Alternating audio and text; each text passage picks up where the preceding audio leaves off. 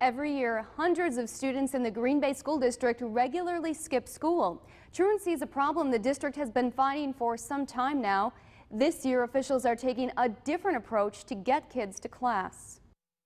Going to school every morning is the norm for most Preble High School students, but not all of them. My attendance just plummeted to the ground last year because I was so depressed that I would just not want to get out of my room, and I would stay in there for so many days. Preble Junior Yanilka Pilar says she missed more than 2 months of classes last year. So much school, it was hard on my grades and everything. Pilar is one of 30 students Preble officials zeroed in on as part of a district-wide attendance partnership project with Green Bay Police. Social workers at each school identified students who were habitually truant the previous year. The state defines a habitual truant as a student who is absent from school without an acceptable excuse for part of or all of 5 or more days on which school is held during a semester. Then we implemented early intervention with those students and their families over the summer, so that we could let them know that we're here to support them, but that this is a very serious issue. Preble's social worker Kelly Rowe says the district sent letters to the families and even stopped by some homes with a police officer. Why the push?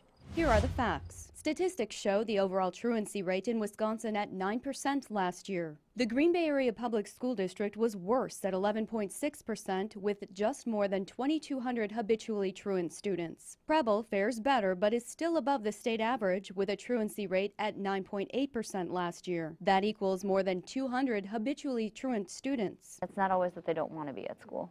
So we work with them on that, whether it be they have no way to get to school. We try to help them with transportation. Rose says there are many reasons why students don't make it to school on a regular basis, and none of them stand out above the rest. However, what she sees is the underlying issue involves the family. School officials say habitually skipping school is a pattern that begins at a young age. If the parents are not supporting their child to get to school and they're not pushing them at a very young age, even as young as kindergarten, that's where the pattern of truancy starts. What children are doing when they're not going to school is where police get involved. The easy answer for the police in the past was, a kid's truant, let's give him a ticket.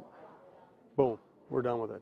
Take them back to school. Captain Bill Galvin says the same went for any parents who may have been contributing to the truancy. Boom, ticket, and we walk away. However, in creating this initiative, community partners found at a certain age, giving a truant student a ticket, which costs $124 and $376 for habitual offenders, means nothing to them. If a student receives a citation in their junior year of high school, let's say, the citation doesn't help them turn things around. They're already at a state of completely habitual. Judge Jerry Hansen suggests it's best to cite a child early on.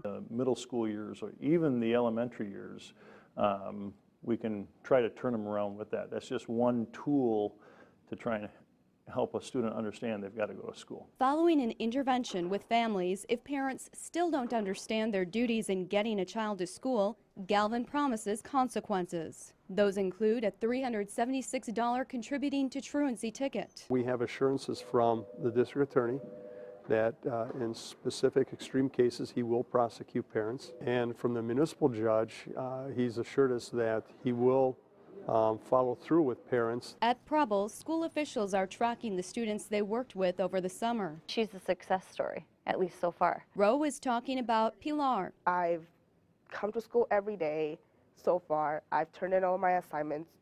All my grades are A's right now, and I intend to keep it that way until the end of the year. District officials will regroup with police and court officials in November to assess the initiative's effectiveness.